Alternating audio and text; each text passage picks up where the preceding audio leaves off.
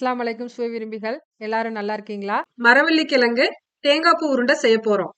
என்னோட சேனலை இதுவரைக்கும் சப்ஸ்கிரைப் பண்ணாதவங்க மறக்காம சப்ஸ்கிரைப் பண்ணுங்க.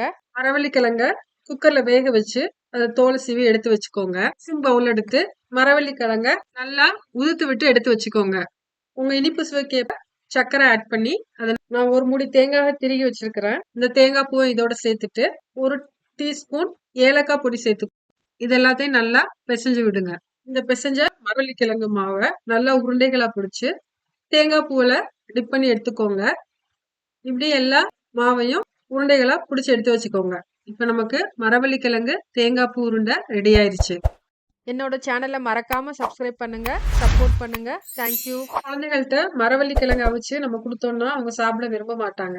ஸோ இந்த மாதிரி ஒரு ஸ்வீட் மாதிரி செஞ்சு கொடுத்தீங்கன்னா அவங்க கண்டிப்பா விரும்பி சாப்பிடுவாங்க. நீங்களும் ட்ரை பண்ணி பாருங்க. எப்படி இருக்குன்னு கமெண்ட் செக்ஷன்ல சொல்லுங்க.